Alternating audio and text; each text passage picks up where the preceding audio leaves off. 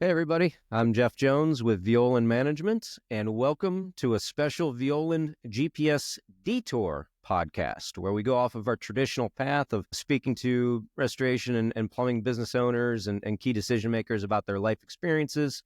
And we talk with people who have really big news or are about to make something special happen, and that's definitely the case today. So that's why this is one of our Detour podcasts. Helping me out is Violan Business Development Advisor Josh Bachman, and our guest is the head of the Restoration Industry Association Advocacy and Government Affairs TPA Scorecard Task Force, Mr. Paul Maurer-Batjer. I hope I got that right. He just told me, and I think I probably just screwed that up. From Water Cleaning and Restoration in St. Louis. So the Restoration Industry Association, also known as the RIA, has developed the Third-Party Administrator, or TPA, scorecard as part of its Advocacy and Government Affairs, or AGA, initiatives, which hopefully will be the end of our putting things into letters. So the RIA built the TPA scorecard as part of the AGA initiative. Scorecard aims to assist restoration contractors in making more informed decisions and to enhance the working relationships between restorers and TPAs. By collecting anonymous feedback from contractors, the RIA evaluates various aspects of TPA programs, such as program fees, administrative requirements, claims handling efficiency, and contractor support. The aggregated results are compiled into a comprehensive report, which is then shared with both contractors and TPAs to identify areas for improvement, foster constructive dialogue within the industry. The most recent survey, the 2025 TPA Scorecard Survey, is currently underway. That's what we're going to be talking about, with the report scheduled for release in April of 2025. And Paul, I want to tell you the reason why I asked Josh to help me with this is prior to Violan Management, he was the operations director at JC Restoration, a big outfit up in Chicago. It's now part of Blue Sky. He's got a lot of experience working with TPAs. But more importantly, this gives me another opportunity to bring up the famed golden toilet. And if you're not aware of this, JC Restoration has a beautiful facility that they have spent all of this money on and built up. And it is rumored, mostly by me, but I believe it to be correct, that deep in the bowels of JC Restoration is a 24-karat golden toilet only available for executives and bigwigs. And Josh knows of it. And he knows where it is, and he knows that one of my career ambitions is to find it and to file it. And another opportunity to bring that up, that Josh will eventually admit that this is a real thing. Thoughts? I'm going to plead the fifth. I have no idea what you're talking about. That is excellent. It exists. I'm sure of it. All right, let's jump right into the RIA TPA scorecard questions. So Paul, first one's just going to be, how long has the TPA scorecard survey been conducted? Yeah. So we rolled out the first TPA scorecard back in 2020. The second one came out in 2022. And like you said, we just rolled out the third one. We're compiling the surveys right now, and we'll have it ready come April and at the convention towards the end of April. And what are the key factors or any criteria that are involved in creating the scorecard? Yeah, I think there are 8 key areas. So we're focusing on value. So that's really important if you're a contractor joining a TPA. So what you're getting out of your total investment. There's a lot that goes into a TPA contractor. Being a TPA contractor, you got things like program fees, administrative requirements, conferences, opportunity costs. Those things can be kind of hard to say what they cost. So we want to look at the value. Scoring, how clear is the scoring system? So each TPA has their own proprietary scoring system. And I think it's human nature that we want to do good. And let's be honest, like most people in this industry are pretty competitive. So it's hard to win a game if you don't understand how you're being scored. So we want to know how the TPAs are doing with their scoring. Guidelines. Ease of management of guidelines. First off, how easy is it to access the guidelines? Each carrier likely has their own set of guidelines, understanding each one of those. And then the TPA guidelines on top of that, well, that can be a pretty daunting task. So we want to know how the TPAs are doing with the guidelines and how easy they are to understand.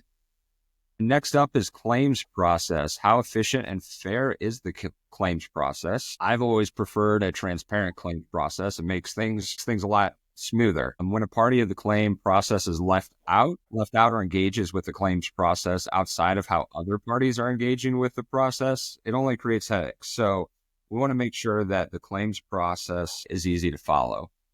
Contractor support is another facet that we're measuring. For me, this is a huge one. I've heard the word partner thrown out there so many times when working with TPAs. And I'll be honest, there's been times where I've questioned if I'm a partner or not. And those times where I don't have to question that, where I feel like a partner, it's been a much better relationship. So, when you feel like you're supported, it's natural for you to work a little bit harder and go a little bit further. Credentialing is another part. How reasonable are the TPA requirements and ease of activation, renewal, estimating software, adding trades, adding zip codes. There's a lot that goes into the credentialing, and we want to know how that is. Claim volume. I don't think anybody took the time to do all the credentialing and get signed up for one of these to not get any work. You want to make sure you've got a good amount of claim volume, and we want to see who's providing that claim volume. And then geographical representation. What's the TPA's extent of coverage in your service area? So those are the items that we're going to be really focused on with this survey. So Josh, going back to your contractor days, when you were working with TPAs, what were the metrics then that were most important to you that you were looking at? And does that align with what the RIA is doing with the scorecard? Yeah, Jeff, I think it aligns really, really nicely, because everything that Paul just mentioned was something that from a contractor's perspective, we were trying to keep all kind of balanced out, juggling, if you want to call it that, all at the same time, trying to figure out whether or not we were going to work on a metric here, like, I don't know, the amount of time we respond after we get the phone call, or whether we were going to concentrate more on after we've responded and getting the estimate out, which was the most important metric. How did that play? And where were we going to jump in and devote our resources that, are somewhat limited to say, okay, here's how we're going to play this game. So I think as you listen to Paul kind of walk through that, crazy important that we have an understanding as to kind of how we're playing the game. I think I agree with Paul wholeheartedly. As contractors, we are pretty competitive. And I think, most of us would at least like to know what the rules are before we start to play a game. So obviously, anytime you're dealing with analytics, you're dealing with data, you've got the garbage in, garbage out that comes with it. And we've got to have the best available data and information to make the right decisions and right calls off of. So how do you ensure fairness and objectivity when you're scoring these things? Because I would think there's a lot of anti-TPA people that might want to go in there and mess around, just tell you that they're all terrible and they're all garbage and they're all ripping you off. Are you able to catch some of that and pull some of that out and clean it up?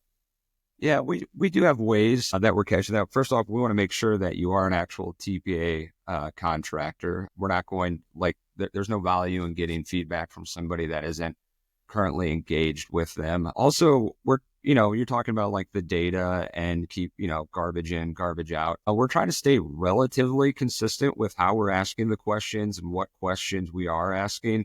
Yeah, let's make some tweaks to it, fine tune it a little bit.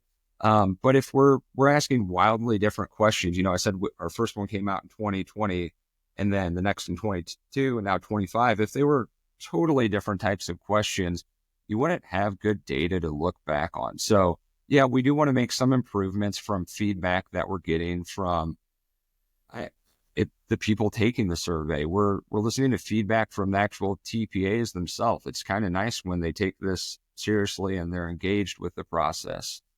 But really, I think consistency is an important part of it. That way we do have that good data to look back on. Nice. So we're getting the data in. Talk me through the process then of collecting it and probably more importantly, analyzing and getting the results out. Yeah. So like I was saying, first off, you got to be a contractor and you got to be enrolled in one or more of the TPAs to even fill out the survey. Each question you'll be able to rate each TPA you do work with. I really like this because it gives you like a point of comparison between the different TPAs. So let's say you work with 5 different TPAs. It's not asking all of these questions like TPA number 1. I'm going to ask a ton of questions about TPA number 2. It's going to be the question and then you rate each TPA under that. And I think that it allows for a good point of comparison. And personally, I really like doing it that way. And then lastly, it's, 100% anonymous survey. People can be honest with their feedback and, not fear their feedback being leaked. And we want to gain the restorer's insight and make the working relationship between TPAs and restorers a positive one. So coming back to you, Josh, all of this gets done and they put out this great report and it's got all of this information. Now you're a data and analytics enthusiast. What do you do with it? How do you take it and start picking it apart and making decisions off of a report like this? Yeah, Jeff, I think from referring back to the time when I was a contractor, I think this is going to help me make decisions around where I want to spend the resources that we talked about earlier. I look at from the perspective of, I don't always want to just say that there's a thread out there that all TPAs, are going to come with some burden. And I think that can be true. I think a survey like this helps me decide where I'm okay with spending that burden, what my input into that is being met with from the carriers or from the TPA. And so I really just think this helps us look at, I think that's the goal here, right? To rank them a little bit and to start saying, hey, here's somebody that I may want to go into a relationship with, and here's somebody that I would rather avoid downline, especially if I look, at a widespread, result coming from the industry as a whole. So as I'm doing a lot of intake calls with prospects here at Violan who might want to come on and get coaching, I always ask if they're from the restoration industry, are you doing TPA work? And it's about a 50-50 split. Now the 50 that there's some that will say I wouldn't do them with somebody else's 30-foot pole, and that's okay. And then there's another group that's not doing it that says, well, we're thinking about it. We might want to get into that. So for somebody who's in that, do we offer any kind of a starter kit or any kind of piece of advice through your task force? I don't know if there's a starter kit, but that would be a pretty great thing to have. But my advice for someone who is looking at TPA work is to, Josh was talking about this, like, check out the results from the survey. That might lead you in the right direction and really understand your business and your market. What are your goals as it relates to being on a TPA? What are you looking at getting out of a TPA? How are you going to handle the requirements? Like, understand those requirements before you jump in. Don't just say, oh, well, here's a revenue stream for me. Let's hop on in. Like, know it. Make sure it makes sense. There's going to be some disruption to your business, and you have to be, you should know what those are before you jump in. And I guess from my experience with the programs, if I could make a starter kit real quick, it would be have a program team. I found it so much easier whenever I had a group of folks that just focused on TPA work, and they weren't doing, I don't know what you want to call it, standard restoration work outside of the TPA stuff. And then, Josh said it, use the survey to really help make an educated decision on it. There's a lot of good information that comes out of this thing. Yeah, absolutely. Absolutely. And I love the fact that I just potentially made a committee that I'm not on from RIA now have another job that they're going to have to do that I don't have to put any effort into. So yeah, you're actually going to lead it. You didn't know that, huh?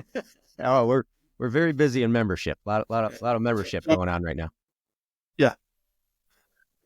Well, let's go back to that anti-TPA crowd. Very, very loud, very vocal, very passionate, and that's okay. They're running their businesses, and everybody's got a right to run the business the way they want to do. And I don't think we're in any position to say this is the right way to do it or that's the wrong way to do it. You run the business the way that you want your business to look. With that anti-TPA crowd that's out there, if we're going to speak to them, do you feel TPAs are a fad? Is that something that's just a place to go right now because it's convenient, or is this something that you think is going to be there for the long term? Well, first off, like if you're, anti-TPA, I don't think there's anything we're going to say that's going to change your mind on here, right? People will agree with their own beliefs, and if you're passionate about something, be passionate about it. As it relates to the question about being a fad or, maybe a segment or something, I'm no good at reading the future. However, I can say right now, TPAs are a current segment of our industry, and they're certainly not for everyone. And that's, again, back to your last question, is you got to really decide as a business owner, or as a business, like, does it make sense for you to do it? Is it a right fit for you and your company? I know in my market, there's quite a few TPAs in my market. They've got a pretty good share of the work. So you got to decide if it makes sense for you or not. How's your marketing team doing? Do you need the additional volume? Do you want to grow? Do you not want to grow? It's really a business analysis that you have to do. What kind of feedback have you gotten from contractors? You said this is the fourth one that's come out now. Yeah, what type of feedback have you gotten from the contractors who've used the scorecard in the past? Really, so there's been the positive feedback about starting conversation between TPAs and the AGA. I think if you look back after the first survey, it really brought to light that there was a communication disconnect. And the survey brought that to light, and it basically set the table for the AGA and for TPAs to start conversation about it. So have there been material changes that the TPAs have made due to the scorecard and subsequent negotiations with the RIA AGA since the scorecard launched? Yeah, I mean, again, realizing that there is a communication breakdown, like I was saying, is key. I think the biggest problem with communication is when we assume that one party understood or heard what you were saying. And clearly there was not understanding between the two. And let's start by bridging that gap and providing clear, solid communication. So yeah, I think that's really the material change, is that the conversations are happening. And then if you go from the first survey to the second survey, though I don't have the data in front of me right now, there was an overall improvement for the TPAs from the first survey to the second one. And I think the survey brought to light that there was, hey, things aren't great here. We got to make this better. Yeah, the top two concerns that I hear, and Josh should back me up on this, but the top two concerns I hear from RIA members are the long payment cycles and the communication piece to it. Josh, are you feeling that as you're out there working with clients? Or are you seeing any changes happening or different types of discussions happening because of the work of the AGA and the scorecard? Yeah, Jeff, it's hard for me to say that the changes are directly related to the scorecard, but I think I would agree with Paul in the sense that I've seen conversations start to happen, right? And I'll take that as a push in the right direction or a move in the right direction. I'll take that as a positive change. And I think the two things that you mentioned, Jeff, and the long payment cycles and the way that we communicate or negotiate with the TPAs is the primary concern that I hear with the clients that I work with in my current role. And, I have seen that in one sense, some of the communication has gotten better, and in another sense, communication, and Paul, maybe you back me up on this, the communication may have gotten worse or more obtuse, right? It's just getting, veiled behind another third party that's brought into the piece there. So I think there's still some room for improvement here. I'm really interested to see, based on the change that Paul described from 2020 to 2022, I would anticipate that we'd see positive movement in some regards and maybe even some negative movement in some others. Paul, I don't know what you're seeing. Yeah, that if you start to see some positive movement, and you're talking about earlier, we're talking about onboarding or becoming a new TPA contractor, you might say, oh, that's maybe the one I want to work with. They're listening to the contractors. Yeah. They're making some improvements. Like that's who I want to work with. If you see somebody staying stagnant or maybe even getting worse, I would show that to me, that makes it seem like they don't, that partner's maybe not so much a partner. So take a look at that. And Josh, you were talking about, or maybe Jeff, you asked the question about payment cycle times. That's something we have definitely heard is becoming an issue with the TPAs. So in the survey, towards the end, you're going to get a question about, hey, what are 3 areas you'd like to see each TPA improve in? And that's one of the specific answers you can answer with. And then after that, we're asking by TPA, what is the payment cycle time? We don't right now, it feels like it's taking longer. Maybe there's some data behind it that it's taking longer, but this is going to give us much more objective data. It's going to be, hey, with this TPA, it's taking this long to get paid. This TPA, it's taking this long. So that's something we're working, or that we've created for this survey as well. Have you noticed a change in the types of conversations you're having with the TPAs? Because now there is almost a little bit of accountability or transparency because of something like that and having historical data to compare against? Yeah, I mean, some of the TPAs are really starting to engage with the AGA. So earlier I said we take the feedback from the surveys, we take the feedback from the contractors, but there's actually TPAs that are reaching out to us about the surveys and wanting more information on them. Maybe some input into how survey questions are asked and things like that. And I actually view that as a really positive thing because it's showing how seriously they take this. That's kind of cool. I think then maybe one of the biggest powers that this survey has is the longevity of it. And the more years that you're able to do this, the more data you have. And Josh is an analytics guy. You know that having multiple years to be able to compare and go back on is going to give you better information. So if that's the case and the power is going to be in the years that this thing transpires, how do you plan to keep that scorecard updated and relevant for years to come? Yeah, great question. Just continuing to listen to that feedback from folks. You've heard me say this a few times. I think we have to keep it pretty consistent. Yes, as trends happen, you might adjust some questions to take those trends into account. But you want a solid data point that you can look back on and you can gauge the needle, how well it's moved one way or another. And so, doing the survey, whether it's every year, every few years, I think is really important to keep a finger on the pulse of this segment of our industry. Nice. I want to throw the next question out to both of you and whoever wants to jump in and go first. But where do you see the future of TPAs heading? And how can contractors that choose to want to do work with TPAs better navigate these programs in the future?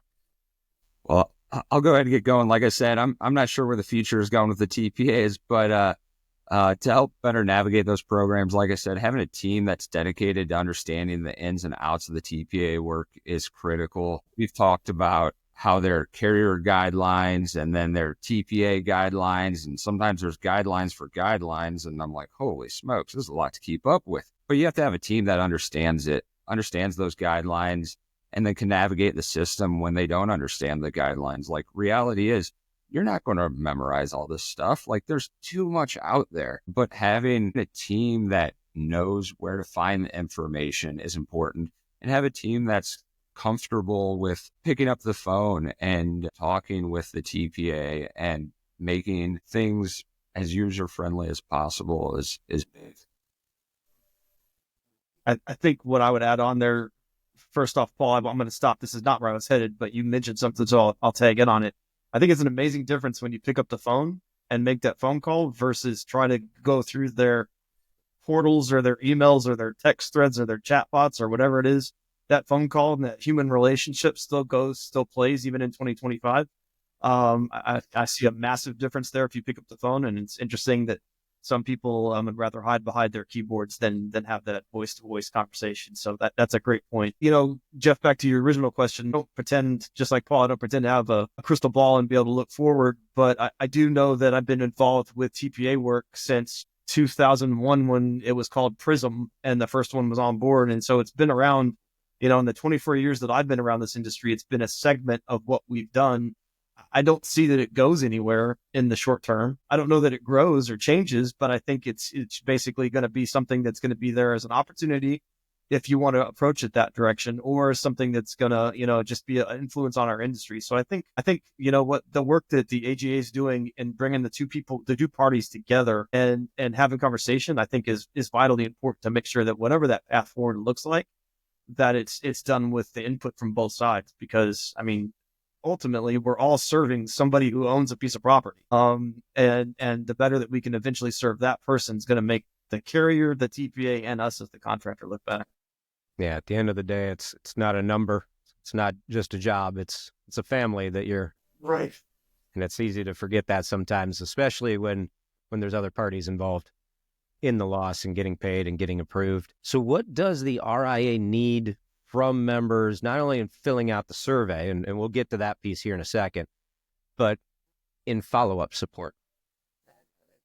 Well, I mean, yeah, besides the surveys, just getting involved with the RIA. There's tons of committees and opportunities to get involved with. Also, come to the convention. It's April 28th through the 30th. It is absolutely my favorite convention to go to. I go to a lot of them, but this one you're surrounded by these contractors that a lot of them have similar ideas as you do, and being able to collaborate with them is so good. And man, this thing keeps growing. Like, I don't know what the number was last year or the year before, but it's like the last several years I've gone, I'm like, dang, this thing's like double in size, it feels like, each time. So definitely check out the convention. And when our voice, like when we can have one voice, we're going to be able to move that needle for sure. Yeah, without a doubt. With that convention, I can tell you that 2 of the hotels are already sold out.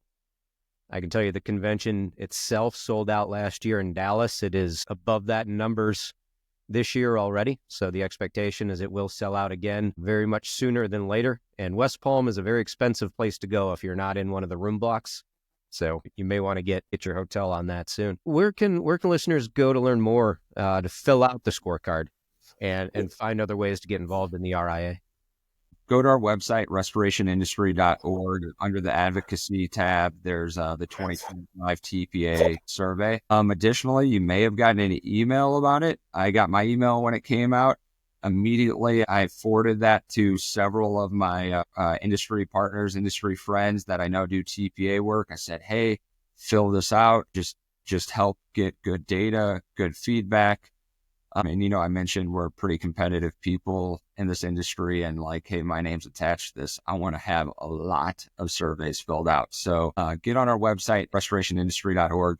If you got the email, forward it to all of your industry partners that do TPA work, and let's get a lot of feedback. Yeah, and I know that if you and it makes a lot of sense if you're going to do the scorecard and you want to join the RIA, and you can do that for as low as $25 a month, which is unbelievably cheap, and you can get all of that back. Get involved into it. I know that the education committee itself has a real long runway. They've got a lot of heavy lifting that they've got to start doing here with some exciting things coming down, and they're looking for a lot of help right now. So if you want to get involved, education committee is a great place to go. While I've got the 2 of you, do you have a few extra minutes? We're going to step back from the scorecard. We want everybody to fill that thing out. Let me just throw out some TPA questions and get what your guys' thoughts are on them, and see if the audience can pick up a couple nuggets out of the 2 of you. You got a few extra minutes for me? I'll give you a few minutes. All right. I know Josh does. He's got plenty of time. How does a contractor keep the service level agreements, and I said no more acronyms, but SLAs. How's a contractor keep the SLAs all straight? For example, I work with a carrier on multiple programs, and they all have different rules.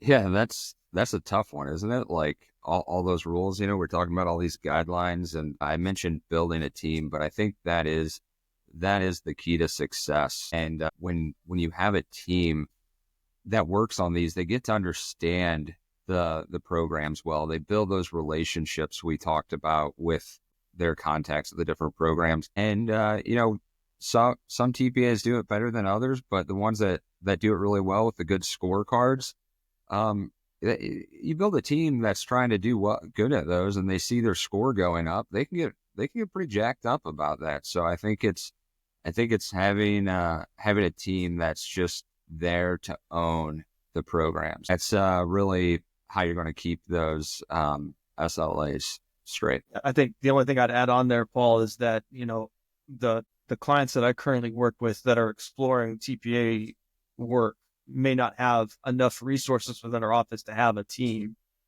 And so how do you then approach that with a little bit smaller staff? You and I, Paul, are both spoiled in the fact that I came from a larger contractor. And we did the same thing you did, right? We had a team that set up and held that all in play so that we could keep those things straight. I think for a smaller thing, then it becomes the role. If it's not a group of people, that becomes somebody's got the task of making sure they're the grand poobah, if you want to call it that, of making sure the programs work. and just assigning that to one person so they can kind of have it under their guise rather than leave it out to everybody to try to make the best that they can. And then I think we also need to lean on some of the technology that's coming out, some of the tools that are out there with some of the AI stuff, some of the things that are moving and shaking in our industry, to be able to use technology to look at those things and make sure that you're submitting the right way. Because I know it's frustrating when you have carrier A and you've got two different sets of rules with that same carrier through two different programs. But that, I think that continues to happen because the carriers are exploring their best partner relationship too, right? So it's just, if it's not a team, because we don't have that team that we can devote to it, well, then maybe it's a dedicated person within our office that can have that responsibility to keep that. Yeah. And I love what you said about like the technology part. I mean, that's totally true. Without getting like too granular, like we built some libraries for the stuff, right? So, right. So here's our group of TPAs. Now we can dive into this one, and here's some of their guidelines. Here's shortcuts to whatever it might be. And that really helped, having one place where you can kind of filter down and figure out exactly what you need. So yeah, I totally agree with use the technology part for sure. So, Josh, earlier you were talking about how important it is and the power of actually picking up the phone and calling and having that person-to-person real interaction instead of being behind the keyboard and relying on a keyboard where the tone gets completely lost, the message gets completely lost, and you don't always say things the right way. Besides the importance of just picking up the phone and being a human being and talking to a human being, what are other tips that the two of you have for negotiating with a TPA? I'll start on this one, Paul. I would say that I still think that I'm going to go back and double down on that phone call first. I still think that's the most important part. Yes, document, do what you need to, but probably better to have a conversation than type out that email that you wrote last night when it was 10 o'clock and you were a little frustrated. I wrote that email too, and then I deleted it, and then I called them and had a real conversation about it. So I think that's the first thing I would say. And the second thing, this is true of whether it's a TPA or whether it's not. And I think that's another point, Jeff, that's important to realize, is that some of the constraints that are put on you by a TPA will actually make you a better contractor in general and make you easier to work with. If you're providing good documentation so the TPA is happy, you're probably also providing good documentation so your customer is happy. And so the carrier is happy, so you get paid even if you're not doing program work. So, we used to make a premise, and Paul, you could probably speak to this too, of taking what our most stringent requirements for documentation from a TPA and making that the standard across the board, because that allowed us to just up our game in totality. And then everybody was covered, including our non-TPA partners. So I think it's really comes down to that phone call. And then I think it's really just really solid documentation. Yeah, totally. Like I kind of, as you're talking there, Josh, I had flashbacks to like years ago writing like these large loss estimates, like thousands of line items, submitting it and getting like a laundry list of things to revise, and just like feeling the rage come on me. And then, there were times where like I'd write that email, that response. I'm like, let me let it sit there for a day, and I'll come back to it tomorrow and see if I still feel that passionate about it or not. But it really helped me when I realized like I can't fault the person for like not knowing the ins and outs of like the hands-on restoration like I do. They're likely not going to be as experienced with that type of stuff as I am. So understanding that first, and then just being a kind human, I think helps out a lot. And then next thing I think is slow down to speed up. If any of my team listens to this, they're like going to be annoyed that they heard me say that, because I say it to them all the time. But the whole mentality there is like, hey, when you're negotiating with a TPA desk, whoever, be thorough in your negotiation presentation. Document it well, which might be detailed photos, reference materials, manufacturer specifications, anything like that. That stuff takes a while to gather, right? But if you can provide that up front, it's just going to help speed things up on the back. Nice, great advice. So do you see the property insurance industry looking more like medical coverage moving forward? This doctor doesn't take my insurance, or contractors going to start saying, I don't take your insurance, or I go to the doctor and I receive a bill and later there's a balance my carrier didn't cover. Will contractors be forced to look at something like balanced billing? I mean, I'm already like hearing some of this happening. I'd love to, Josh, hear your what you've heard about it. But I think, as these third-party review companies become more commonplace in our industry, I think you might see more of that. I mean, I see it pretty commonly where it's we don't pay for this or can't do this, and then like all of a sudden the claim's paid, and you're like, do we really just talk about this or not? And I can certainly see that becoming more and more common in our industry. But Josh, I don't know, have you seen much of this? I think I agree with you, Paul. I think I'm starting to see the beginnings of it happen. I do have a couple clients that have started to say, okay, maybe we're going to frown upon or not really pursue work with that carrier any longer. I don't think they've straight out kind of said, I mean, I went to a dentist the other day, right? And we don't take your insurance. Okay. That's straight, clear, black and white line. And I don't think I see it going that direction, but I do see some of my contractor clients starting to be a little picky about what they'll go after and what they won't go after. So I do think that's the starting point of that process. And then with the balanced billing thing, I think us three today have talked a lot about the relationship amongst the TPAs and trying to use the AGA and the RIA to develop that relationship. And I think what I'm hearing from my clients right now is when that relationship is not reciprocated from the other side and we're not getting a relationship back, then yeah, there's definitely a temptation to say, well, that's fine. Then I'll stop negotiating with you as well. And I'll just bill the client. And that really, I think, is a loss for everybody. I think that's a loss for the client, obviously, and it's a loss for us in the way that we work things through. And it's a loss for the carrier because it makes them look bad. But I have started to hear, just like you, Paul, I've had started to hear that happening just because instead of having a conversation like professionals, we're just saying, this is where I'm in. And from one side and our side is saying, this is where I'm at. And we're not able to reach that middle ground like we used to. That's what I'm seeing start to shift. It concerns me as I look across the industry. I'm hoping it doesn't go that way because that just, again, I think everybody ends up losing there. Yeah, I totally agree. I mean, like, and especially that insured, that homeowner, like they're the ones really, really losing in that situation. So yeah, I certainly hope that it doesn't go there as well. So what are the thoughts about TPA ancillary reviewers like the Sedgwicks, Code Blues, and Ward Laws, and where do you see that moving forward?